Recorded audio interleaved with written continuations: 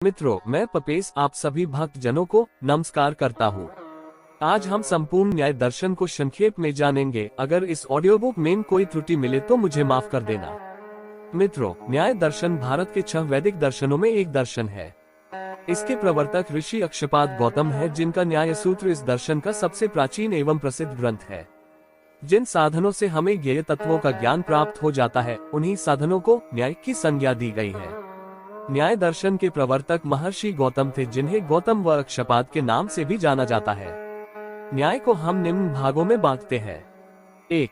ज्ञान शास्त्र, हेतु विद्या या कारणों का विज्ञान, वाद विद्या या वाद विवाद का विज्ञान, आन्वीक्षिक या आलोचनात्मक अध्ययन का विज्ञान। भाष्य में न्याय का अर्थ परमार्थो परीक्षम न्याय बताया गया है, अर्थात प्रमाणों या पदार्थों के आधार पर अर्थ की परीक्षा ही न्याय है। कुछ विद्वान न्याय को नी धातु से निष्पन्न मानते हैं। भारतीय दर्शन शास्त्र में तर्कशास्त्र के लिए भी न्याय शास्त्र का प्रयोग किया जाता है। न्याय प्रधानतः तर्क का विचार करता है, साथ ही वह भौतिक जगत के स्वरूप, जीवात्मा तथा परमात्मा के स्वरूप का भी दार्शनिक विवेचन करता है। न्याय वस्तुवादी दर्शन है और इसका प्रतिपादन विशेषतः युक्तियों के द्वारा माना गया है। तो चलिए सुनते हैं संपूर्ण न्याय दर्शन की कथा। न्याय दर्शन प्रथम अध्याय। प्रथम आहनिक प्रश्न, न्याय किसे कहते हैं? उत्तर, प्रमाणों से किसी वस्तु का निर्णय करना न्याय कहलाता है। प्रमाण किसे कहते हैं? अर्थ के यथार्थ ज्ञान को प्रमा कहते हैं, और प्रमा के वास्ते आत्मा को जिन कारणों की आवश्यकता होती है वह प्रमाण कहलाते हैं। प्रमाण से क्या लाभ है? बिना प्रमाण के किसी वस्तु का ज्ञान नहीं हो सकता, और बिना ज्ञान के किसी काम के करने और छोड़ने में मनुष्य परिश्रम नहीं कर सकता। इस कारण कार्य में प्रवृत्ति कराने वाला प्रमाण है। प्रश्न, प्रमाण से ज्ञान प्राप्त करने के वास्ते किन वस्तुओं की आवश्यकता है? उत्तर, प्रत्येक अर्थ के जानने के वास्ते 4 वस्तु होती हैं। प्रथम प्रमाता अर्थात वस्तु को जानने वाला, दूसरा प्रमाण जिसके द्वारा वस्तु को जान सके, तीसरा प्रमेय अर्थात वह वस्तु जो प्रमाण के द्वारा जानी जाए, चौथे प्रमिति अर्थात वह ज्ञान जो प्रमाता, प्रमाण और प्रमेय के संबंध से उत्पन्न हो। प्रश्न, अर्थ किसे कहते हैं? उत्तर, जो सुख में सुख का कारण और दुख में दुख का कारण हो उसे अर्थ कहते हैं। प्रवृत्ति किसे कहते हैं? जब प्रमाता अर्थात जानने वाला किसी को जान लेता है तो उसके त्यागने या प्राप्त करने के वास्ते जो परिश्रम करता है उस परिश्रम को प्रवृत्ति कहते हैं। प्रश्न, प्रमाण से चीजों की सत्ता का ज्ञान होता है, उसके अभाव के ज्ञान का क्या कारण है? उत्तर, जो प्रमाण विद्यमान वस्तुओं के अस्तित्व को प्रत्यक्ष करता है वही प्रमाण वस्तुओं के अभाव का ज्ञान कराता है। प्रश्न, न्याय दर्शन में कितने पदार्थ माने जाते हैं? उत्तर, पहला सूत्र, पहला प्रमाण, दूसरा प्रमेय, तीसरा संशय, चौथा प्रयोजन, पांचवा दृष्टांत, छठा सिद्धांत, सातवां अवयव, आठवां तर्क, नौवां निर्णय, 10वां वाद, 11वां शास्त्रार्थ जो जल्प कहलाता है, 12वां विवाद जो हार जीत के लिए युक्ति शून्य हो वितंडा कहलाता है, 13वां वह बहस जिसमें एक पक्ष वाला अपना कोई सिद्धांत न रखता हो, केवल दूसरे के सिद्धांत का खंडन करे, हेतुवाद कहलाता है, 14वां छल अर्थात धोखा, 15वां जाति और 16वां निग्रह स्थान अर्थात हारने का चिन्ह। इन 16 पदार्थों के तत्व ज्ञान से मनुष्य मुक्ति को प्राप्त कर लेता है। प्रश्न, ज्ञान सदा प्रमेय का होगा और उसी से मुक्ति होगी, शेष सब कारण उसके साधन हैं। इस वास्ते सबसे प्रथम प्रमेय का वर्णन करना चाहिए था, जिसके ज्ञान से मुक्ति प्राप्त हो। प्रमाण का पहले वर्णन करना हमारी सम्मति में ठीक नहीं है। उत्तर, क्योंकि सदा सोना खरीदने से पहले कसौटी का पास होना आवश्यक है, और बिना कसौटी के सोने के खरे खोटे होने का ज्ञान नहीं हो सकता। इसी प्रकार प्रमाण के बिना प्रमेय का ज्ञान नहीं हो सकता। ऐसे ही प्रमाण के बिना ये ज्ञान नहीं हो सकता, और न ये ज्ञान कि ये प्रमेय आत्मा के लिए लाभदायक है अथवा कि हानिकारक है। इस कारण सबसे पूर्व प्रमाण का वर्णन किया गया है। प्रश्न, प्रमाण और प्रमेय के बिना अन्य पदार्थों के मानने की कोई आवश्यकता नहीं, क्योंकि संपूर्ण पदार्थ जो संसार में विद्यमान है वह सब प्रमेय के अंतर्गत आ जाते हैं।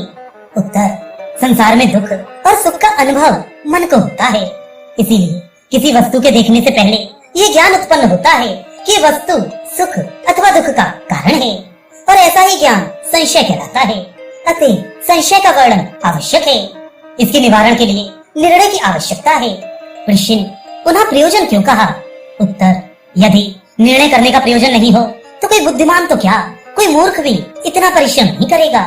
मनुष्य से प्रत्येक कर्म कराने वाला प्रयोजन ही सबसे मुख्य है। जब मनुष्य दुख से छूटना और सुख को प्राप्त करना अपना प्रयोजन नियत कर देता है, तब उसके कारण की खोज करता है।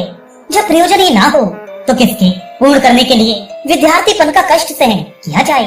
इसी प्रकार प्रत्येक वस्तु के निर्णय के लिए जो आवश्यक था उसका वर्णन महात्मा गौतम जी ने न्याय दर्शन में कर दिया है।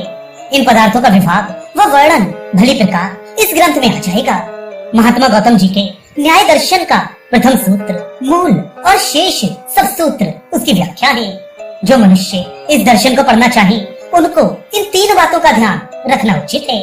प्रथम तो उद्देश्य, अर्थात किसी वस्तु का नाम वर्णन किया जाता है, तदनंतर उसका लक्षण किया जाता है, पुनः लक्षण की परीक्षा करी जाती है, अर्थात लक्ष्य घटता है अथवा नहीं। और ये भी ध्यान रखना चाहिए कि जब परीक्षा की जाती है तब उसमें तीन प्रकार के सूत्र, पूर्व अक्ष, उत्तर पक्ष और सिद्धांत आते हैं। प्रश्न, उद्देश्य किसे कहते हैं? उत्तर, जब किसी वस्तु का नाम बतलाया जाए उसे उद्देश्य कहते हैं। जैसे किसी ने कहा कि पृथ्वी है। लक्षण किसको कहते हैं? जो गुण एक वस्तु को दूसरी वस्तु से पृथक कर दे अथवा दूसरों को इससे विभिन्न कर दे, वह लक्षण कहलाता है। परीक्षा किसे कहते हैं? किसी वस्तु के लक्षण की उस वस्तु में विद्यमानता के लिए जांच की जाती है और ये देखा जाता है कि इस लक्षण में कोई दोष तो नहीं है, उसे परीक्षा कहते हैं। प्रश्न, लक्षण में जो दोष होते हैं वे कितने प्रकार के होते हैं?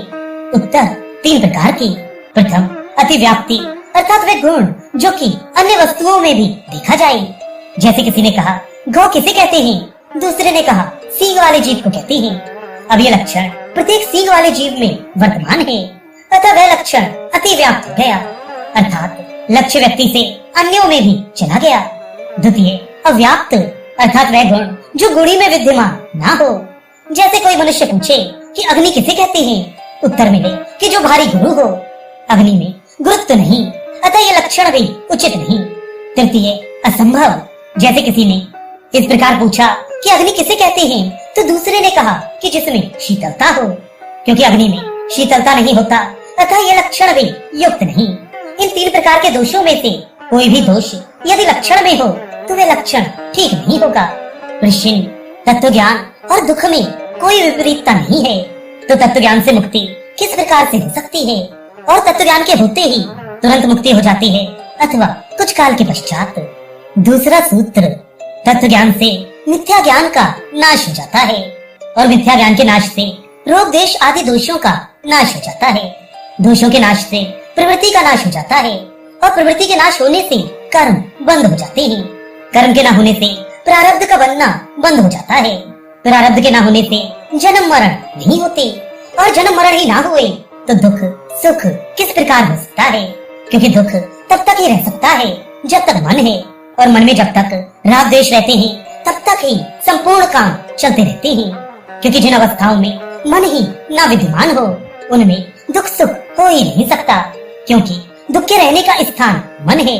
मन जिस वस्तु को आत्मा के अनुकूल समझता है उसको प्राप्त करने की इच्छा करता है, इसी का नाम राग है। वे जिस वस्तु से प्यार करता है यदि वह मिल जाती है तो वह सुख मानता है, यदि नहीं मिलती तो दुख मानता है। जिस वस्तु की मन इच्छा करता है उसको प्राप्त करने के लिए दो प्रकार के कर्म होते हैं, या तो वह हिंसा या चोरी करता है या दूसरों का उपकार। उपकार व दान आदि सुकर्मों का फल सुख और दुष्कर्मों का फल दुख होता है। परंतु जब तक दुख सुख दोनों का जोग ना हो तब तक मनुष्य शरीर नहीं मिल सकता। प्रश्न, इसका क्या प्रमाण है कि जीवात्मा किसी समय में दुख से मुक्त हो सकता है? हम दुख को जीवात्मा का स्वाभाविक धर्म मानते हैं। उत्तर, क्योंकि सुषुप्त अवस्था में जबकि मन और इंद्रिय कार्य नहीं करते उस समय दुख व सुख ज्ञात नहीं होते। इससे विदित होता है कि दुख व सुख जीवात्मा का स्वाभाविक धर्म नहीं, अतः जो स्वाभाविक धर्म नहीं है उसका नाश होना संभव है। प्रश्न, जीव का स्वाभाविक धर्म दुख क्यों नहीं है? उत्तर, इसलिए कि वह प्रतिक्षण वर्तमान नहीं रहता, क्योंकि जो स्वाभाविक है वह कभी भी दूर नहीं हो सकता। प्रश्न, प्रमाण कितने प्रकार के होते हैं? तीसरा सूत्र प्रत्यक्ष अर्थात जो इंद्रियों के द्वारा अनुभव हो। दूसरा अनुमान जो अटकल व संबंध से जाना जाए। तीसरा उपमान जो मिसाल देकर सदृशता बताई जाए। और चतुर्थ शब्द जो विद्वान मनुष्य के उपदेश से जाना जाए। प्रश्न, हम प्रत्यक्ष के अतिरिक्त किसी दूसरे प्रमाण को नहीं मानते, क्योंकि प्रत्यक्ष के बिना और प्रमाण ठीक नहीं मिलते, प्रायः भ्रांति हो ही जाती है। उत्तर, यदि प्रत्यक्ष के अतिरिक्त किसी दूसरे प्रमाण को स्वीकार न करोगे तो बहुत से पदार्थों का ज्ञान ना हो सकेगा। जैसे वे पदार्थ जो कि अत्यंत समीप हैं, जैसे आंख में सुरमा, और बहुत दूर के पदार्थों का ज्ञान नहीं हो सकता। इसलिए अन्य प्रमाणों का मानना आवश्यक है। प्रश्न, यदि प्रत्यक्ष और अनुमान दो ही प्रमाण मान लिए जाएं, तो क्या हानि है? उत्तर, अनुमान भी प्रत्यक्ष पदार्थों का ज्ञान ना हो सकेगा, यथा वे साधारण मनुष्य कार्य कर सकते हैं। प्रत्यक्ष मनुष्य व पशुओं के लिए एक समान है। इसलिए जो मनुष्य धर्म का निर्णय करना चाहते हैं, उनके लिए तो ये दोनों प्रमाण व्यर्थ हैं, क्योंकि जीवात्मा मन, बुद्धि आदि इंद्रियों से अनुभव न होने के कारण प्रत्यक्ष से नहीं जाना जा सकता, और प्रत्यक्ष न होने पर अनुभव भी नहीं हो सकता। इसलिए शब्द प्रमाण की आवश्यकता है। प्रश्न, प्रत्यक्ष प्रमाण किसे कहते हैं और उसका क्या लक्षण है? चौथा सूत्र, इंद्रिय और अर्थ के संबंध से जो ज्ञान पैदा होता हो और जिसमें व्यवचार दोष ना हो और किसी प्रकार का संदेह भी ना हो, उसे प्रत्यक्ष कहते हैं। प्रश्न, इतना पर्याप्त है कि जो ज्ञान पदार्थ और इंद्रियों के संबंध से पैदा हो वे प्रत्यक्ष है। इससे लक्षण को अधिक बढ़ाने की कोई आवश्यकता नहीं है। उत्तर, यदि इतना कहा जाए कि जो ज्ञान इंद्रिय और अर्थ के संबंध से पैदा हो वे प्रत्यक्ष है, तो भ्रांति में भी प्रत्यक्ष मानना पड़ेगा। जैसे कि दूर से भालू को पानी जान लेने में भालू और आँख का संबंध है। दूर से आँख उसको पानी अनुभव करती है, किंतु निकट जाने पर भालू ज्ञात होता है, तो उस अनिश्चित ज्ञान भ्रांति को प्रत्यक्ष मानना पड़ेगा। इस वास्ते बतला दिया कि वह ज्ञान व्यवचार आदि दोष रहित हो। प्रश्न, इंद्रिय और अर्थ के संबंध से जो ज्ञान पैदा होगा वह तो प्रमिति कहलाएगा, प्रमाण कैसे हो सकता है? उत्तर, इंद्रिय और अर्थ के संबंध से जो ज्ञान पैदा होगा वह प्रत्यक्ष ज्ञान है, और उसका कारण अर्थात उसके होने का साधन इंद्रियां प्रत्यक्ष प्रमाण है। प्रश्न, प्रत्यक्ष कितने प्रकार का होता है? उत्तर, 5 ज्ञान इंद्रियों के कारण से 5 प्रकार का प्रत्यक्ष होता है। चक्षु से होने वाला प्रत्यक्ष, जिससे वस्तु का आकार, लंबाई, चौड़ाई इत्यादि का ज्ञान होता है। द्वितीय, श्रोत्र प्रत्यक्ष कानों के द्वारा होता है, जिसमें शब्द के अच्छे बुरे और उसके भाव का ज्ञान होता है। तीसरे, घ्राण प्रत्यक्ष जो नासिका के द्वारा होता है, इससे सुगंध दुर्गंध का ज्ञान होता है। चतुर्थ, रसना जिह्वा से जो प्रत्यक्ष होता है, जिसके द्वारा कड़वे, मीठे, कटु इत्यादि रसों का ज्ञान होता है।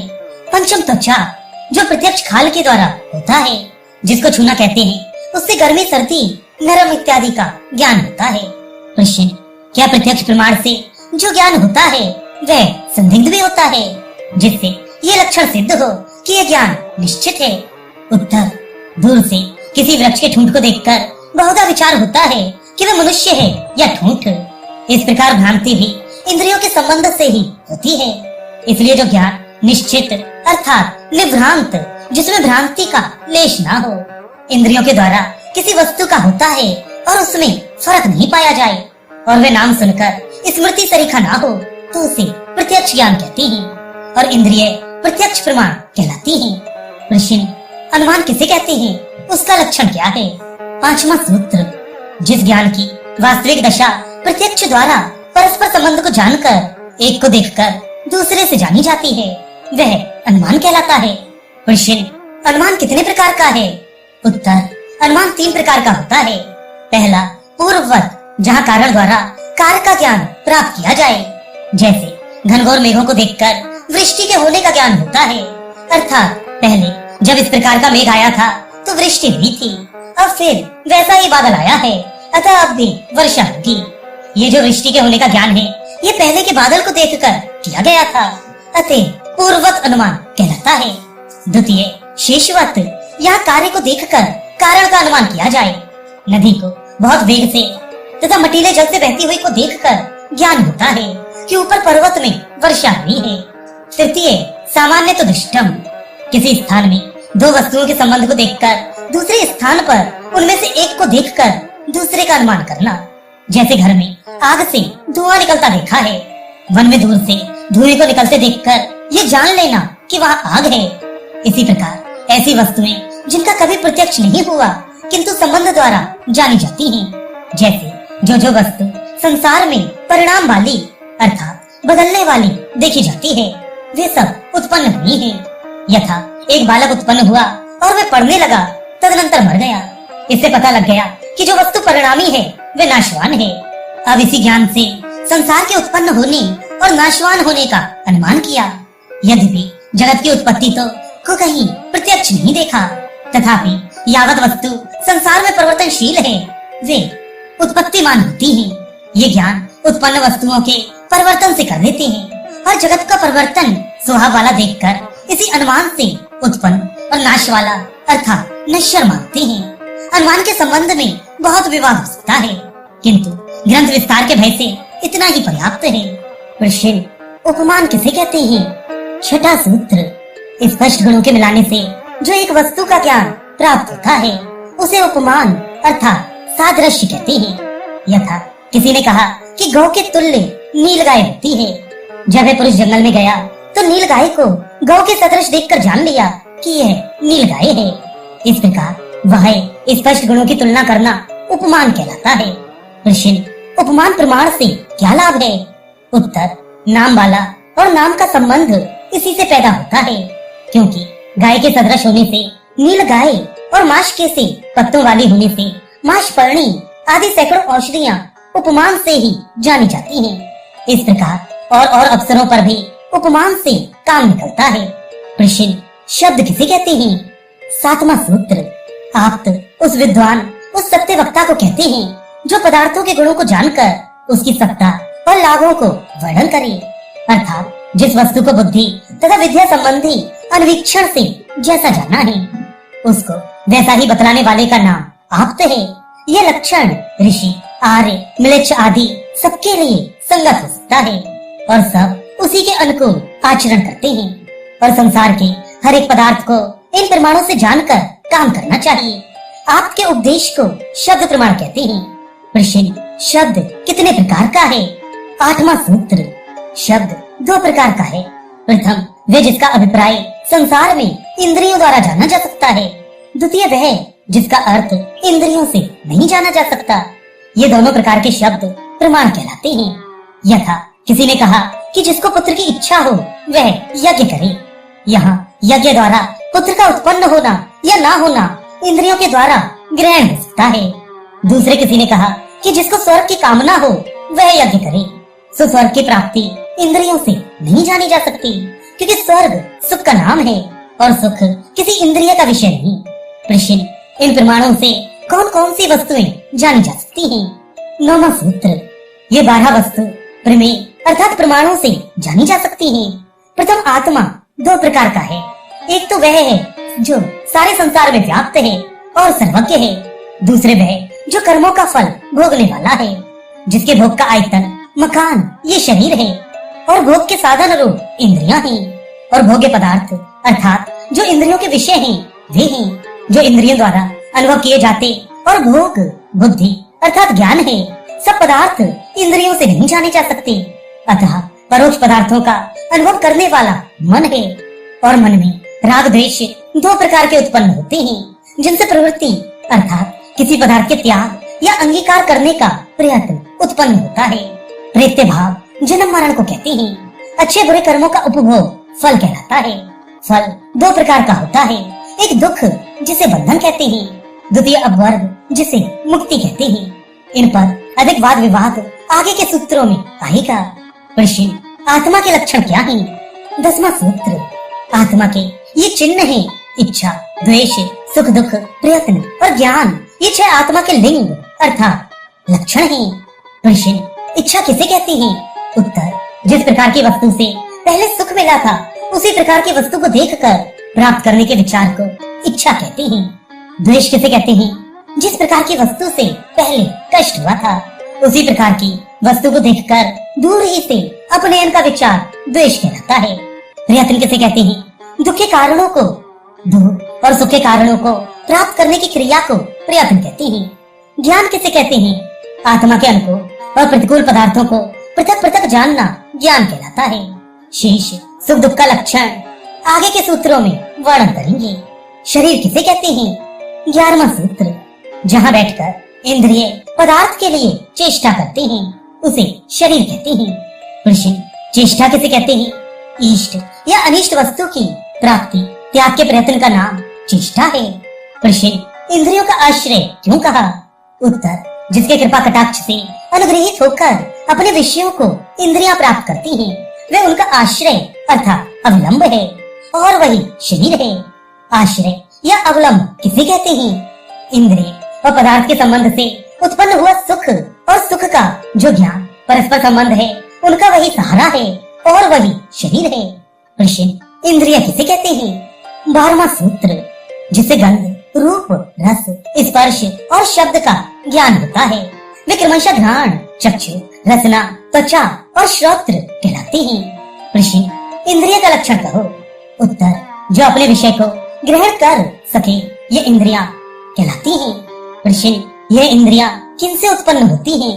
उत्तर, पंचभूतों से अर्थात अग्नि से आंख, पृथ्वी से नाक, वायु से खाल, पानी से रसना और आकाश से कान उत्पन्न होते हैं और ये पांचों इंद्रियां अपने अपने विषय को ग्रहण करती हैं।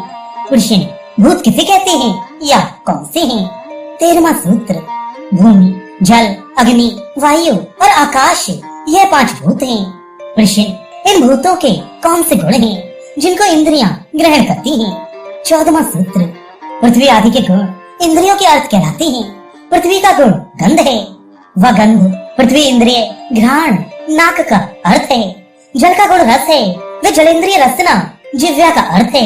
तेज अर्थात अग्नि का गुण रूप है, वे तेज इंद्रिय नेत्र का अर्थ है। वायु इंद्रिय त्वचा अर्थ स्पर्श है जो कि वायु का गुण है। शब्द आकाश का गुण है अतः आकाश के इंद्रिय श्रोत्र कान का अर्थ है। यह अर्थ का अर्थ विषय है। विषय बुद्धि किसे कहते हैं? 15वां सूत्र, बुद्धि उपलब्धि और ज्ञान ये अलग अलग वस्तु नहीं है किंतु यह एक ही है।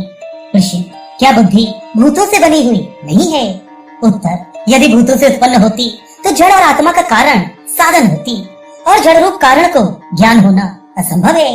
यदि कहा जाए कि द्वितीय चेतन वस्तु है तो भी युक्त नहीं, क्योंकि शरीर त्वचा आदि इंद्रियों के समुदाय से एक ही चेतन है अतः बुद्धि चेतन के गुण अर्थात ज्ञान का ही नाम है।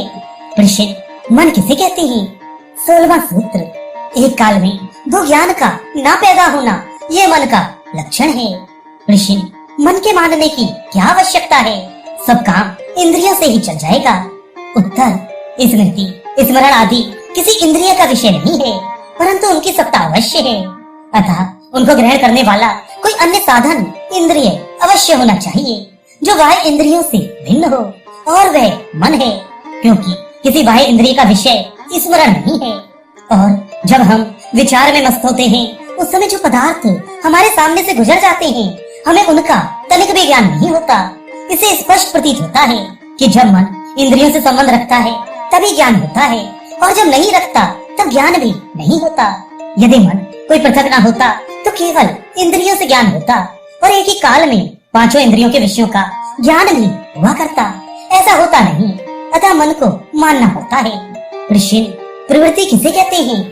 17वां सूत्र, इस सूत्र में बुद्धि से मन अभिप्रेत है। मन इंद्रिय और शरीर का काम में लगना प्रवृत्ति कहलाती है।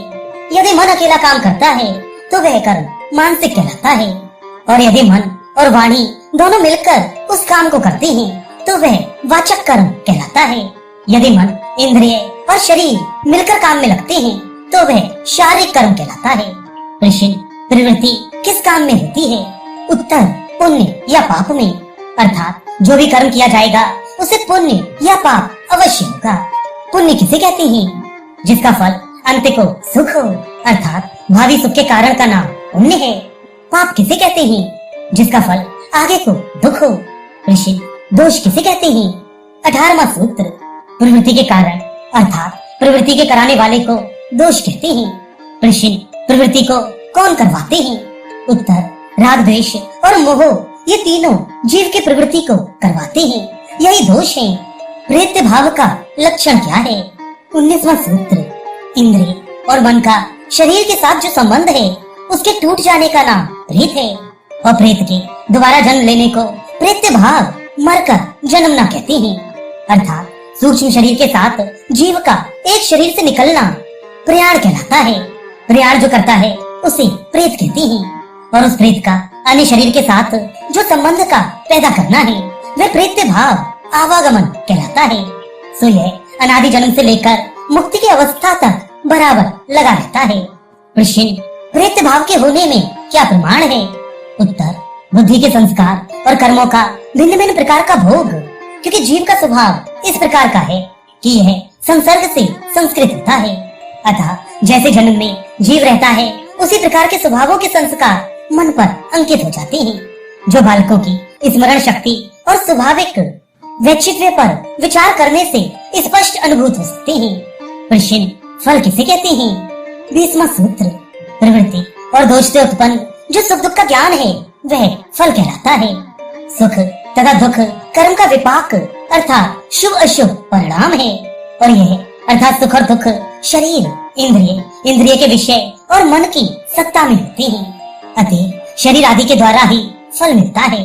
ये जो हमें सुख दुख तथा मान अपमान आदि सहन करने पड़ते हैं ये सब फल रूप है। अतः ये अफल हमें प्राप्त करना चाहिए और इसे त्यागना चाहिए। इसके लिए फल के पैदा होने से पहले विचार करना चाहिए। प्रश्न, दुख किसे कहते हैं? 21वां सूत्र। स्वतंत्रता का ना होना और विकल्प का होना दुख कहलाता है। अर्थात मन को जिस वस्तु की इच्छा हो उसके ना मिलने का नाम दुख है। प्रश्न, स्वतंत्रता से और दुख से क्या संबंध है? उत्तर, जब मनुष्य को भूख लगे और खाना उपस्थित हो तो वह क्षुधा दुख नहीं कहलाती। प्रत्युत खाने भोजन की सत्ता में क्षुधा का न्यून होना दुख का कारण होता है। परंतु जब वह भोजन विद्यमान ना हो तब भूख अत्यंत दुखदायक का प्रतीत होती है। द्वितीय, जैसे कर्मकार लोग अपने घर में रहते हैं उन्हें कुछ कष्ट प्रतीत नहीं होता, परंतु यदि उनको उस घर से बाहर जाने का निषेध कर दिया जाए तो वह घर उनको कष्ट का घर हो जाएगा। प्रश्न, यदि स्वतंत्रता का न होना ही दुख है तो जीव कदापि मुक्त नहीं हो सकता क्योंकि परमात्मा के नियमों में बंधा हुआ है। उत्तर, परमात्मा जीव के भीतर बाहर विद्यमान है। अतः उससे सुख प्राप्ति के लिए जीव को किसी साधन सामग्री की आवश्यकता नहीं है। अतः वे नियमित नहीं परंतु प्राकृतिक सुख की प्राप्ति के लिए मन, इंद्रिय और भोग्य सामग्री की आवश्यकता है। उनमें से एक की भी न्यूनता से अत्यंत दुख प्रतीत होता है। प्रश्न, मुक्ति क्या वस्तु है? 22वां सूत्र। उस दुख के पंजे से, चंगुल से सर्वथा छूट जाने का नाम अपवर्ग अर्थात मुक्ति है। प्रश्न, क्या दुख के अत्यंता भाव का नाम मुक्ति है? उत्तर, यदि दुख के अत्यंता भाव को मुक्ति माना जाए तो वह मुक्ति चैतन्य जीवात्मा की नहीं हो सकती परंतु जड़ वस्तुओं का धर्म है। क्योंकि जड़ वस्तुओं में मन के ना होने से कभी दुख का नाम मात्र भी नहीं होता। अतः दुख होकर सर्वथा दूर हो जाना मुक्ति कहलाती है। प्रश्न, यदि दुख का होकर छूट जाना मुक्ति है ऐसा माना जाए तो सुषुप्ति काल में जागृत अवस्था के दुख छूट जाते हैं अतः मुक्ति कहलाएगी। उत्तर, सुषुप्त अवस्था का नाम मुक्ति नहीं हो सकता किंतु मुक्ति के लिए एक दृष्टांत हो सकता है क्योंकि सुषुप्त अवस्था में दुखों का बीज सूक्ष्म शरीर में विद्यमान है और मुक्ति की दशा में सूक्ष्म शरीर नहीं रहता। प्रश्न, मुक्ति में दुख का नाश हो जाता है तो संसार में सब लोग मुक्त हो जानी चाहिए। उत्तर, अतएव तो ऋषि ने सर्वथा दुख से पृथक होना मुक्त कहा, अन्यथा दुख के नाश को मुक्ति बतलाते। प्रश्न, क्या एक बार दुख से छूटकर फिर बंधन में तो जीव नहीं आता? उत्तर, आता है क्योंकि साधनों से निष्पन्न मुक्ति नित्य नहीं हो सकती। प्रश्न, जब दुख का लेश मात्र भी संबंध न रहा और मिथ्या ज्ञान जो दुखोत्पत्ति का कारण था नष्ट हो गया तो फिर दुख क्यों कर उत्पन्न हो सकता है? उत्तर, मिथ्या ज्ञान को नष्ट करने वाला जो वेद द्वारा ज्ञात तत्व ज्ञान है। जब मुक्ति में वेदों की शिक्षा का अभ्यास बंद हो गया तो जीव का ज्ञान हिरास विराग को प्राप्त होता गया और अंततः अपने स्वाभाविक ज्ञान की सीमा तक पहुंच गया जिससे फिर बंधन में आना संभव हो गया। प्रश्न, संशय अर्थात संदेह किसे कहते हैं? जहाँ सामान्य गुण तो मिल जाएं और विशेष गुणों को जानने के लिए जो विचार उत्पन्न होता है वह संशय कहलाता है। जैसे किसी पुरुष ने दूर से सूखे वृक्ष के ठूंठ को देखा और पुरुष के समान स्थूल और ऊंचा देखकर ये संदेह उत्पन्न हुआ कि ये पुरुष है या ठूंठ है। इस पर समीक्षा आरंभ की। यदि मनुष्य होता तो उसके हाथ पांव अवश्य होते, अतः जानना चाहिए। प्रश्न, इस दृष्टांत के समान धर्म कौन से हैं? उत्तर, स्थूलता और ऊंचाई साधारण धर्म है और कर, चरण आदि के चालन आदि विशेष धर्म है जो मनुष्य में है और स्थानों में नहीं। प्रश्न, संशय किस दिशा में होता है? उत्तर, जब तक पदार्थ का तात्विक ज्ञान नहीं होता। यथा जो नर आत्मा के गुणों से अनभिज्ञ है उसको इस बात का संदेह है या नहीं, परंतु जब उसको आत्मा के गुणों का ज्ञान हो जाता है तब उसको संदेह नहीं होता। प्रश्न, जबकि मनुष्य को मुक्ति के लिए ही परिश्रम करना चाहिए और कामों में आयु व्यतीत करना व्यर्थ है, तो क्यों इतने व्यर्थ के झगड़े करें? उत्तर, आत्मा का प्राकृतिक पदार्थों से किसी न किसी समय संबंध अवश्य पड़ता है, जिससे आत्मा को संशय उत्पन्न होता है कि क्या यह वस्तु मेरे लिए लाभकारक है या हानिकर। यदि लाभदायक प्रतीत होगी तो उसकी प्राप्ति की अवश्य इच्छा होगी और यदि हानिकारक होगी तो उसके त्याग का यत्न होगा ही। अतः मनुष्य को संदिग्ध विचार सर्वथा दूर कर देना चाहिए, जिसका उपाय तत्व ज्ञान बिना नहीं हो सकता। प्रश्न, प्रयोजन किसे कहते हैं? 24वां सूत्र, जिस वस्तु को आत्मानुकूल या प्रतिकूल जानकर उसको ग्रहण करने या त्याग करने का विचार जिसलिए उत्पन्न होता है वही प्रयोजन या उद्देश्य कहलाता है। प्रश्न, दृष्टांत किसे कहते हैं? 25वां सूत्र, जो लोग साधारण रूप से किसी बात को मानते हैं वे लौकिक कहलाते हैं और जो लोग हर एक पदार्थ के गुणों को बुद्धि तथा तर्क द्वारा जानकर निर्णित करते हैं वे परीक्षिक कहलाते हैं। जिस पदार्थ को लौकिक और परीक्षिक एक साथ समझते हैं उसी को दृष्टांत कहते हैं। दृष्टांत के विरुद्ध से ही प्रतिपक्षियों के सिद्धांत खंडन किए जाते हैं और दृष्टांत के ठीक होने से अपने अंगीकृत सिद्धांतों को दृढ़ किया जाता है।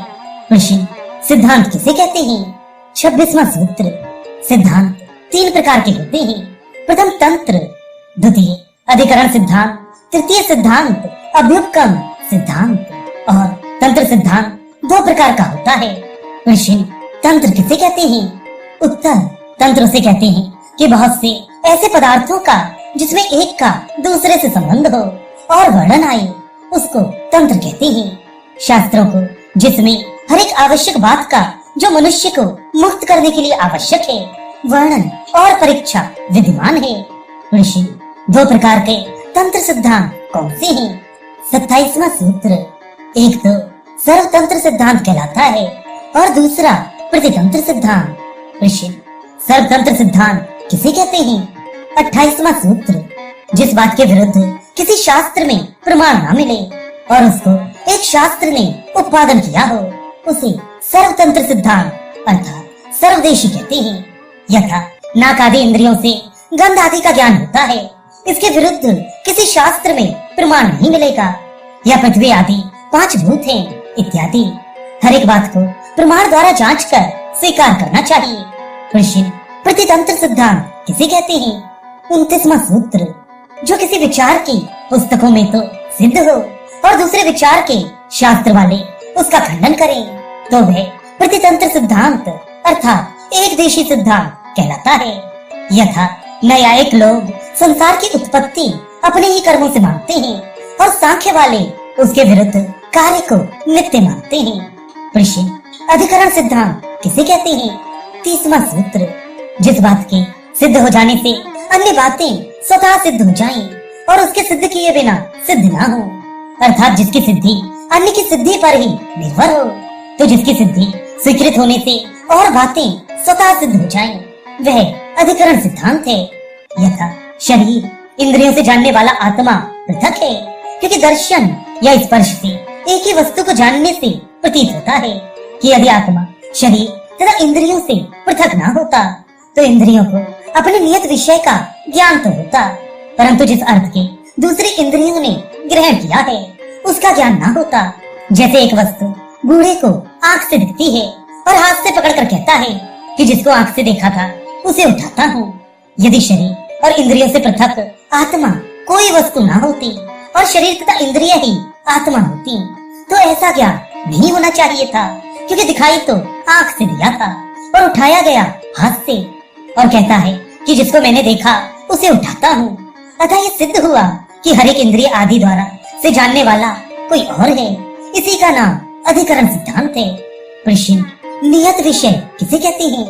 उत्तर, ज्ञाता और ज्ञान से भिन्न किसी द्रव्य में रहने वाले जो गुण हैं वे नियत विषय हैं।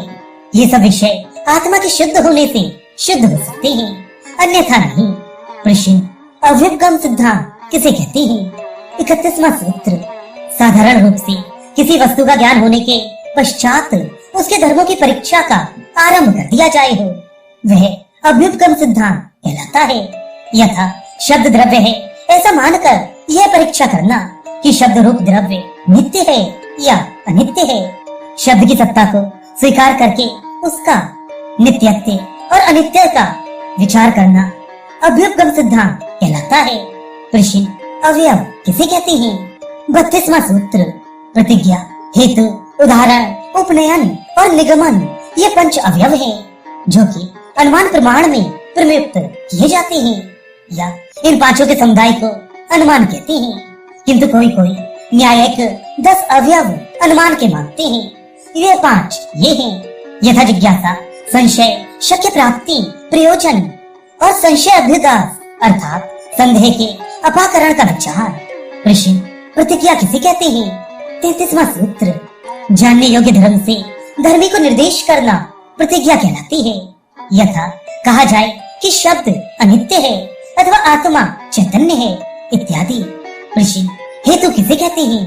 34वां सूत्र, उदाहरण के साधर्म अर्थात सादृश्य से साध्य को सिद्ध करना हेतु अर्थात युक्ति कहलाती है। और जो धर्म साध्य हो उसी धर्म को उदाहरण में दिखलाकर उस धर्म को सिद्ध करने की यही युक्ति है। जैसे प्रतिज्ञा में कहा था कि शब्द अनित्य है, उसकी युक्ति यह बतलाना कि उत्पत्तिमान होने से है, क्योंकि जो वस्तु उत्पत्ति वाली है वह सब नाश वाली देखी जाती है। प्रश्न, क्या हेतु उदाहरण की सदृष्टा से होता है? 35वां सूत्र, उदाहरण के विरोध से भी यदि किसी वस्तु का प्रमाण वर्णन किया जाए तो वह भी हेतु अर्थात युक्ति कहलाती है। प्रश्न, यथा शब्द क्यों अनित्य है? उत्तर, उत्पत्तिमान होने से इसके विरोध से पाया जाता है कि जो उत्पत्तिमान नहीं है वह अनित्य नहीं है, जैसे आत्मा आदि है। प्रश्न, उदाहरण किसे कहते हैं? 36वां सूत्र, साध्य के सदृश धर्म वाला होने से उन दोनों के धर्म की समता करना उदाहरण है। और साध्य 2 प्रकार के होते हैं, एक गुणी दूसरे गुण। जैसे किसी ने कहा है कि शब्द में अनित्य तो है अर्थात वह नाश होने वाला है, दूसरे शब्द अनित्य है। हर एक वस्तु में अनित्यत्व दिखाई पड़ता है। प्रश्न, अनित्य किसे कहते हैं? उत्तर, सत्तावान जिसकी सत्ता संभव हो तो जिसका उत्पन्न होना और नाश होना आवश्यक हो। प्रश्न, अनित्यत्व क्या वस्तु है? उत्तर, उत्पत्ति का होना। अब जो वस्तु उत्पन्न हुई होगी उसमें अनित्य के उपस्थित होने से उसका अनित्य होना आवश्यक है। जहाँ उत्पत्ति का अभाव होगा वहाँ अनित्यत्व का भी अभाव होगा, अर्थात कोई पैदा हुई वस्तु शेष नहीं रह सकती और ना कोई अनादि वस्तु अनित्य हो सकती है। प्रश्न, क्या उदाहरण धर्मों के समान होने में ही जा सकता है या कोई अन्य दशा भी है? 37वां सूत्र, बहुत से अवसरों पर गुणों के वैधर्म से भी उदाहरण दिया जा सकता है। जैसे किसी ने कहा कि शब्द अनित्य है, उत्पत्ति वाला होने से जो उत्पत्ति वाला नहीं है वह अनित्य नहीं। जैसे आत्मा, परमात्मा आदि, यह आत्मा आदि का दृष्टांत विरुद्ध धर्मों से दिया गया है, क्योंकि शब्द को अनित्य सिद्ध करना था, जिसके लिए उत्पत्ति वाला होना युक्ति देकर उदाहरण के समय बतलाया कि जो कि उत्पन्न हुआ नहीं वह अनित्य नहीं, जैसे आत्मा आदि। इस उदाहरण से सिद्ध किया कि उत्पन्न हुई चीजें अनित्य हैं। उसका कारण स्पष्ट ये है कि एक किनारे वाला नद संसार में दृष्टि में नहीं आता। इस दृष्टांत में उत्पत्ति का अभाव ही अनित्य होने से पृथक रखने वाला बताया गया। उत्पत्ति और नाश ये दो किनारे हर एक सत्तावान कार्य द्रव्य के हैं, अतः एक किनारे वाला कोई हो ही नहीं सकता। यह जानकर पहले उदाहरण दिया गया, तथा जहाँ उदाहरण साध्य वस्तु के विरुद्ध धर्मों में दिया जाए, जैसे उत्पत्तिवान को अनित्य बतलाने के लिए अनादि वस्तु को नित्य बतलाया, और जहाँ साधर्म लेकर किसी पदार्थ का उदाहरण देकर उसके अनुकूल धर्म को सिद्ध किया। अतः दोनों प्रकार के उदाहरण अर्थात दृष्टांत हो सकते हैं। प्रश्न, उपनय किसे कहते हैं?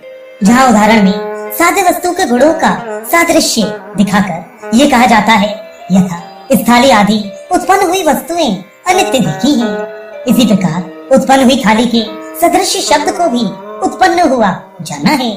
इसलिए कहना कि जिस प्रकार थाली आदि उत्पन्न वस्तुएं अनित्य हैं, इसी प्रकार अन्य शब्द भी अनित्य हैं। इसी प्रकार जहाँ आत्मा आदि अनादि वस्तुओं को नश्वर न देखकर ये विचार करना कि शब्द अनादि नहीं, इसलिए ये नित्य नहीं। अनुमान के पांचों अवयवों की ठीक बहस आगे के सूत्रों में बताई जाएगी। प्रश्न, निगमन किसे कहते हैं? 39वां सूत्र, जहाँ साधर्म से पक्ष को सिद्ध करके फिर दोहराना है, उसे निगमन कहते हैं। जैसे किसी ने पक्ष स्थापना की कि पर्वत में अग्नि है। जब इस प्रतिज्ञा के लिए हेतु मांगा तो कहा धुएं के होने से जाना जाता है। जब फिर उदाहरण पूछा कि क्या प्रमाण है कि जहाँ धुआं हो वहाँ आग होगी, तब उत्तर मिलता है कि रसोई घर में आग से धुआं निकलता देखा है, अतः पर्वत में भी आग से धुआं निकलता है। जहाँ धुआं होगा वहीं आग होगी, अतः पर्वत में अवश्य ही आग है।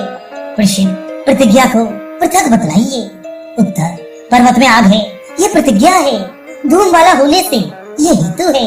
रसोई घर में आग से धुएं का निकलना उदाहरण है, और जहाँ जहाँ धुआं होगा वही आग होगी, यह उपनय है। ऐसे ही पहाड़ में आग है, यह निगमन है। प्रश्न, तर्क किसे कहते हैं? 40वां सूत्र, जिस वस्तु के तत्व को ठीक तौर पर न जानते हो उसके जानने की इच्छा का नाम जिज्ञासा है। अर्थात मैं उस वस्तु के तत्व को जान लूं, और जिस वस्तु के जानने की इच्छा है उसके गुणों को अलग अलग करके विचार करना कि क्या यह पदार्थ इस प्रकार का है या उस प्रकार का। और पदार्थ के तत्व के विचार करने में जो रुकावटें पैदा होती हैं, जिससे ख्याल होता है कि ऐसा हो सकता है या नहीं, इस प्रकार की बार बार के संदेह पैदा करने का नाम तर्क है। यह जो जानने वाला जानने योग्य वस्तु को जानता है, फिर उसमें विचार करता है कि क्या यह वस्तु जन्य है या अनादि है। इस प्रकार जिस विशेषण का ठीक ना हो उसमें विचार करना कि यदि ये जन्य है तो ऐसे किए हुए कर्मों का फल भोगने के लिए पैदा होता है या कोई और कारण है। प्रश्न, तर्क करने का प्रयोजन क्या है? उत्तर, वस्तु के वास्तविक रूप को जानना, क्योंकि जिस वस्तु की तात्विक स्थिति को ठीक नहीं जानते उसे प्रायः अनिष्ट होता है। प्रश्न, तर्क के प्रकार क्या हैं? उत्तर, 5 प्रकार का: आत्माश्रय, अन्योन्याश्रय, चक्रिकाश्रय, अनवस्था, तदन्यवादिता प्रसंग। प्रश्न, आत्माश्रय किसे कहते हैं? उत्तर, स्वयं ही पक्ष हो, स्वयं ही हेतु, अर्थात अपनी प्रतिज्ञा को सिद्ध करने के लिए उस प्रतिज्ञा को प्रमाण बताना। प्रश्न, अन्योन्याश्रय किसे कहते हैं? उत्तर, जहाँ दो वस्तुओं की सिद्धि एक दूसरे के बिना सिद्ध न हो सके। एक विश्वस्त साक्षी अपने साक्ष्य से दूसरे को विश्वस्त सिद्ध कर सकता है, और दो अविश्वस्त एक दूसरे को विश्वस्त सिद्ध करने से शुद्ध नहीं हो सकते। प्रश्न, किस प्रकार विवेचना हो सकती है? 41वां सूत्र, अपने पक्ष के सिद्ध करने के लिए प्रमाण आदि साधनों को काम में लाना और दूसरे के पक्ष को दूषित करके खंडन करना, ये शैली विवेचना की है। और जिन हेतुओं से अपने पक्ष की सिद्धि का प्रमाण और दूसरे के पक्ष का खंडन करना है। न्याय दर्शन, पहला अध्याय, दूसरा आहनिक। प्रश्न, वाद किसे कहते हैं? 42वां सूत्र, एक पदार्थ के विरोधी धर्मों को लेकर प्रमाण, तर्क साधन और अशुद्धियां दिखलाने से तत्व के विरुद्ध न होकर पक्ष आदि अनुमान के 5 अवयवों को लिए हुए जो प्रश्नोत्तर करना है उसे वाद कहते हैं। जो पुरुष प्रमाण देने के बिना ही बातचीत करता है वह वाद करना नहीं जानता। जैसे किसी ने कहा आत्मा है, प्रतिपक्षी कहता है कि आत्मा नहीं है। अब इस पर दोनों ओर से प्रमाण और युक्ति द्वारा प्रश्नोत्तर करना वाद है। परंतु जहाँ भिन्न वस्तुओं में दो विरुद्ध धर्म वर्णन किए जाएं, वह वाद नहीं कहलाता। जैसे किसी ने कहा कि आत्मा नित्य है, दूसरा कहता है शब्द अनित्य है। यहाँ नित्यत्व और अनित्यत्व दो भिन्न वस्तुओं में विद्यमान है, अतः यहाँ पर वाद नहीं हो सकता, क्योंकि एक वस्तु में परस्पर विरुद्ध दो धर्म नहीं रह सकते। जहाँ दो दृष्टि पड़ी उनमें से एक ठीक होगा, दूसरा असंभव। असंभव को संभव से पृथक करने के लिए वाद किया जाता है, परंतु भिन्न भिन्न दो वस्तुओं में दो विरुद्ध धर्म रह सकते हैं, अतः वहाँ पर असंभवता की असंभवता नहीं है, और जहाँ संभवता की संभवता नहीं, वहाँ वाद की भी आवश्यकता नहीं। प्रश्न, सिद्धांत के विरुद्ध ना हो ये क्यों कहा? उत्तर, अपने सिद्धांत की अपेक्षा न कर उसके विरुद्ध जल्प वितंडा हो जाता है, पर वाद नहीं कहला सकता। प्रश्न, जल्प किसे कहते हैं? 43वां सूत्र, प्रमाण तर्क आदि साधनों से युक्त छल, जाति और निग्रह साधनों के आक्षेप से वाद करने का नाम जल्प है, क्योंकि वाद में जय पराजय नहीं होती, उसमें केवल सत्य असत्य का निर्णय करना उद्देश्य होता है। परंतु जय पराजय उद्देश्य होता है तो वहाँ कहीं छल से काम लिया जाता है, कहीं निग्रह स्थानों पर विवाद किया जाता है। प्रश्न, जल्प और वाद में क्या भेद है? उत्तर, प्रथम तो इन दोनों प्रकार के विवादों में उद्देश्य ही पृथक पृथक होते हैं, अर्थात वाद का उद्देश्य वस्तु के तत्व का अनुसंधान करना होता है और जल्प से जय प्राप्ति अभिप्रेत होती है। द्वितीय, वाद में छल आदि से काम नहीं लिया जाता और जल्प में यह भी काम आते हैं, क्योंकि छल आदि से बातचीत करने वाला वस्तु के तत्व के ज्ञान की इच्छा पूरी नहीं कर सकता, परंतु जय का आकांक्षी छल से काम ले सकता है। इसलिए तत्व अन्वेक्षण के प्रयोजन से वार्तालाप का नाम वाद और जय पराजय के आकांक्षा से जो वार्ता की जाती है वह जल्प कहलाती है। प्रश्न, वितंडा किसे कहते हैं? 44वां सूत्र, विवाद जब इस प्रकार का हो कि कोई पक्षी अपना कोई सिद्धांत न रखे परंतु अन्य के पक्ष का खंडन करना ही अपना काम समझे तो उसे वितंडा कहते हैं, और इस प्रकार की वार्ता से वस्तु का यथार्थ ज्ञान कभी नहीं हो सकता। प्रश्न, क्या वितंडा करने से पदार्थ तत्व का यथातम्य बोध नहीं हो सकता? उत्तर, ना तो इस प्रकार विवाद करने वालों का यह उद्देश्य होता है कि हमें तत्व का वास्तविक दशा का ज्ञान हो, और ना ही इस उपाय से इच्छा पूर्ण हो सकती है, क्योंकि तत्व अनुसंधान उभय पक्ष स्थापना द्वारा हो सकता है। जिस प्रकार तुला के दोनों पलड़ों से तो हर वस्तु का तोल जाना जा सकता है, किंतु एक पलड़े से कभी तोल मालूम नहीं हो सकता। वितंडा करने वाले किसी वस्तु के यथार्थ रूप को सिद्ध करने के वास्ते समुद्यत नहीं होते, प्रत्युत प्रतिपक्षी के पक्ष की कुट्टी करना ही उनका उद्देश्य होता है। प्रश्न, हेत्वाभास किसे कहते हैं? 45वां सूत्र, 5 प्रकार के हेत्वाभास होते हैं, जो वस्तुतः हेतु तो नहीं परंतु हेत्वाकार प्रतीत हो वे हेत्वाभास कहलाते हैं। प्रथम, सव्यभिचार, द्वितीय विरुद्ध, तृतीय प्रकरण सम, चतुर्थ साध्य सम, पंचम कालातीत। प्रश्न, सव्यभिचार किसे कहते हैं? 46वां सूत्र, सव्यभिचार उसे कहते हैं जो एक स्थान पर स्थिर न रह सके। प्रतिज्ञा की सिद्धि के लिए ऐसा हेतु देना जो प्रतिज्ञा को छोड़कर और स्थान पर भी चला जाए सो व्यभिचार कहलाता है। जैसे किसी ने कहा कि शब्द नित्य है, जब प्रमाण पूछा तो बोला स्पर्श अभावान होने से। दृष्टांत में कहा क्योंकि अनित्य घट आदि में स्पर्शत्व देखते हैं, अब नित्य सिद्धि के लिए जो स्पर्श अभाव तत्व है यह व्यभिचार है, क्योंकि विरुद्ध चीजों में भी पाया जाता है। जैसे कि दुख सुख स्पर्श अभाव वाले होने पर भी अनित्य है और परमाणु स्पर्शवान होने पर भी नित्य है। अतः ऐसे हेतु को सव्यभिचार हेत्वाभास कहते हैं। यस्मात् आत्मा आदि नित्य होने पर भी स्पर्श वाले नहीं और सुख दुख आदि अनित्य होने पर भी स्पर्श वाले नहीं, अतः स्पर्श अभाव तत्व अनित्यत्व का साधक कभी नहीं हो सकता, एवं स्पर्शत्व हेतु नित्यत्व का भी साधक नहीं हो सकता। जो हेतु पक्ष और प्रतिपक्ष दोनों में ही पाया जाए वह हेतु ही नहीं परंतु हेतु का आभास अथवा प्रतिबिंब है। प्रश्न, विरुद्ध हेत्वाभास किसे कहते हैं? 47वां सूत्र, जो हेतु अपने साध्य के प्रमाण में उपस्थित होकर उसी का विरोधी है वह विरुद्ध हेतु कहलाता है। जिस वस्तु को सिद्ध करना हो उसके विरुद्ध हेतु देना विरुद्ध कहलाता है। जैसे किसी ने कहा पर्वत में आग है, पूछा क्या प्रमाण है तो उत्तर दिया कि स्रोत वाला होने से। चूंकि पर्वत के स्रोत से पानी आ रहा है, इसलिए पहाड़ में आग है। चूंकि यह युक्ति अग्नि की सत्ता को सिद्ध करने की अपेक्षा उसके अभाव को सिद्ध करती है, अतः इसको विरुद्ध हेतु कहते हैं। प्रश्न, प्रकरण सम हेत्वाभास किसे कहते हैं? 48वां सूत्र, जिस कारण से वस्तु की जिज्ञासा की आवश्यकता हो, यदि उसी के सिद्ध करने में हेतु दिया जाए तो प्रकरण सम अर्थात जिज्ञासा के साधन में अस्वीकृत हेतु और उसके अनुरूप हेतु देना, अर्थात जिस वस्तु के सत्यत्व पर पूरा विश्वास ना हो और विवाद का विषय भी वही वस्तु हो, उसी को हेतु के स्थान में देना प्रकरण सम कहलाता है। विषय प्रकरण किसे कहते हैं? उत्तर, ऐसे विषय को जिसका अनुसंधान करना उद्देश्य हो और जिसके गुणों में परस्पर विरुद्ध मते होने के कारण एक प्रकार निश्चित ज्ञान नहीं प्रत्युत संदेह हो और वह परीक्षा के प्रयोजन से उपस्थित होने पर प्रकरण कहलाता है। प्रश्न, चिंता किसे कहते हैं? उत्तर, संदिग्ध विषय को संदेह शून्य बनाने की इच्छा से जो प्रश्नोत्तर किए जाते हैं, चाहे वे अपने ही मन में हो या दूसरे के साथ, वे चिंता या विचार कहलाती है।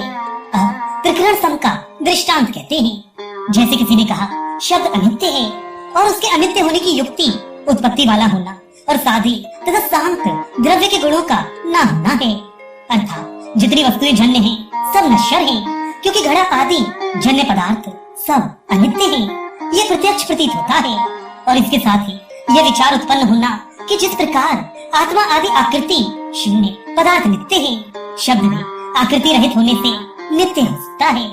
अतः शब्द का नित्य या अनित्य न होना विवाद गोचर है और नित्यत्व की विशेषता को न मानना युक्ति नहीं किंतु मिथ्या हेतु है। इसलिए जो हेतु दोनों ओर घट जाए वह प्रकरण सम कहलाता है। प्रश्न, साध्य सम हेत्वाभास किसे कहते हैं? 49वां सूत्र, वह हेतु जो स्वयं हेतुअंतर की अपेक्षा रखता हो और उभय पक्ष सम्मत हो, किसी का हेतु नहीं हो सकता, क्योंकि संदेह के निराकरण करने के लिए विश्वास होना आवश्यक है और ऐसे हेतुओं से जो स्वयं प्रमाणांतर चाहते हो, संदेह के ह्रास के स्थान पर उसकी वृद्धि होती है। जैसे किसी ने कहा छाया द्रव्य है, हेतु कहा कि गतिमान होने से अब छाया गतिमती वस्तु है या नहीं, ये स्वयं प्रमाणांतर की अपेक्षा रखती है। जब तक ये सिद्ध ना हो कि छाया चलती है या पुरुष, तब तक इस हेतु से छाया का द्रव्य होना सिद्ध नहीं होता। प्रथम तो छाया के द्रव्यत्व में संशय था, अब छाया के गतिमत्व विषयक विवादांतर आरंभ हो गया और यह बात प्रसिद्ध है कि जितना प्रकाश और वस्तु के मध्य अवरोध होता है उतनी ही छाया होती है। अतः छाया का चलना भी भ्रम है और जो हेतु भ्रामक हो वही आभास रूप है। ऋषि, कालातीत हेत्वाभास किसे कहते हैं? 50वां सूत्र, जिस हेतु में काल का अंतर हो जाए या काल का अभाव सिद्ध हो तो वह युक्ति कालातीत कहलाती है। जैसे किसी ने कहा कि शब्द नित्य है और उसमें यह युक्ति कह दी कि जिस प्रकार नेत्र और प्रकाश के साथ संबंध होने से घट प्रत्यक्ष होता है और प्रकाश के अभाव में घड़े का ज्ञान नहीं होता, परंतु प्रकाशाभाव काल में घड़ा अविद्यमान नहीं होता, इसी प्रकार शब्द भी नित्य है। जब वाणी से बोलते हैं तब उसका प्रादुर्भाव होता है, तदनंतर नहीं। इस दलील से शब्द को नित्य सिद्ध किया, परंतु यह युक्ति युक्त नहीं, क्योंकि रूप का ज्ञान प्रकाश के साथ ही होता है, परंतु शब्द निकलने के पश्चात कालांतर में दूर के मनुष्यों को शब्द सुनाई देता है।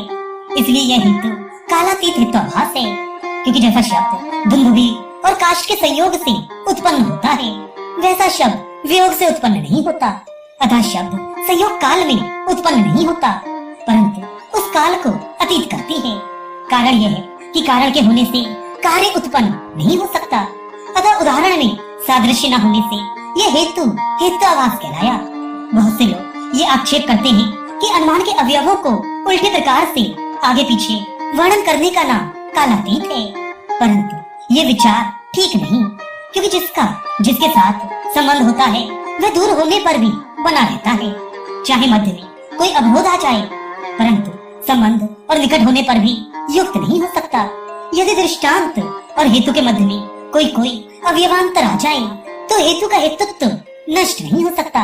अतः अवयवों को आगे पीछे रखने से कालातीत हेत्वाभास नहीं हो सकता। प्रश्न, छल करना या धोखा देना किसे कहते हैं? 51वां सूत्र, विवाद करने वाले विपक्षी के शब्दों को उल्टे अर्थ करके उसके अभिप्राय से सर्वथा विरुद्ध अर्थ निकालना छल कहलाता है। प्रश्न, छल कितने प्रकार का होता है?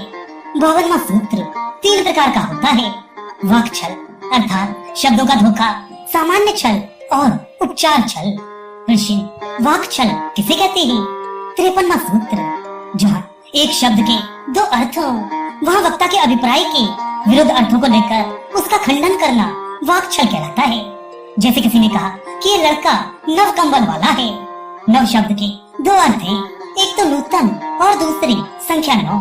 अब कहने वाले का अभिप्राय तो ये था कि इस लड़के का कंबल नूतन है, तो विपक्षी ने खंडन के लिए कहा कि इसके पास तो एक कंबल है, 9 नहीं है, इसलिए तुम्हारा कहना असत्य है। यहाँ पर नव शब्द के 2 अर्थ होने के कारण वक्ता के विरुद्ध अभिप्राय का तिरोधान करके धोखा दिया गया और विरोधी को धोखा देना स्पष्ट अनुचित है। यही वाक छल कहलाता है। इस प्रकार के और बहुत से उदाहरण हैं जो अधिकतः विवादों में सुनने में आई हैं। बहुत से वादी ठीक उदाहरण को अपने मत के प्रतिकूल देखकर मिथ्या सिद्ध करने के लिए इसी प्रकार के वाक छल का प्रयोग किया करते हैं, जिससे उनकी निर्बलता का ज्ञान विचक्षण लोगों पर तो हो जाता है, परंतु साधारण लोग उनकी धूर्तता के धोखे में आ जाते हैं। क्योंकि जब लड़के के पास एक ही कंबल है तो उसका नव शब्द से नूतन अर्थ को छोड़कर और क्या अभिप्राय हो सकता है? इस बात को समझकर भी नव के संख्या 9 अर्थ को लेकर आक्षेप करना नितांत छल नहीं तो और क्या है? इसी प्रकार के धोखे को वाक छल कहते हैं। प्रश्न, सामान्य छल किसे कहते हैं? 54वां सूत्र, जो अर्थ शब्द के सामान्यता संभव हो उनके संसर्ग से असंभव कार्यों की कल्पना करके विवाद करना सामान्य छल कहलाता है। अर्थात एक शब्द के साधारण अर्थों को लेकर वक्ता के अभिप्राय के प्रतिकूल भिन्न स्थानों पर उसका अन्वेषण करना छल है। जैसे एक पुरुष कहता है कि ब्राह्मण विद्वान है, तो हर एक लड़के को होना चाहिए, क्योंकि विद्वता ब्राह्मण का गुण मान लिया गया है। और वक्ता के मनोभाव के विरुद्ध युक्ति उत्पन्न की गई, क्योंकि वह अधिक विद्य ब्राह्मण को विद्वान बतलाता था। अब यह उसके प्रतिकूल हर एक ब्राह्मण वंशज में विद्वता का गुण ढूंढते हैं, जिससे वक्ता के तात्पर्य को सर्वथा मिथ्या बताना अभिप्रेत है। क्योंकि ब्राह्मण का सविद्य होना तो संभव है, परंतु हर एक ब्राह्मण का विद्वान होना असंभव है। वक्ता ने तो युक्त बात कही थी जिसका होना संभव है। अब छल करने वाले ने सर्वथा उसके अभिप्राय के विरुद्ध परिणाम निकाला। वह जिस गुण को एक ब्राह्मण में बतला रहा था, ये छल करने के लिए उस गुण को हर ब्राह्मण में ढूंढने लगा और इस धोखे से उसके वचन को असत्य सिद्ध करना चाहा। इस प्रकार के छल का नाम सामान्य छल है। ऋषि उपचार छल किसे कहते हैं? 55वां सूत्र, जहाँ किसी ने एक ऐसे शब्द को कहा जिसके 2 अर्थ हो, एक वह जो विशेष प्रधान अर्थ हो और दूसरे सामान्य अर्थ हो। विशेष अर्थ को धर्म कहते हैं। वक्ता ने सामान्य साधारण अर्थों के प्रकट करने के लिए एक शब्द का प्रयोग किया, वहाँ उसकी विशेष धर्म खास अर्थों को वर्णन करके उसकी सत्ता का अभाव सिद्ध करना उपचार छल कहलाता है। जैसे एक पुरुष हमारे साथ रेल पर सवार है और वह मेरठ के समीप पहुंचकर ये कहता है कि मेरठ आ गया। अब उसका अभिप्राय मेरठ पहुंच जाने से है। हम उसकी बात को मिथ्या सिद्ध करने के वास्ते ये धोखा देते हैं कि शहर में आना जाना रूप क्रिया रूप धर्म संभव नहीं, क्योंकि वह जड़ है।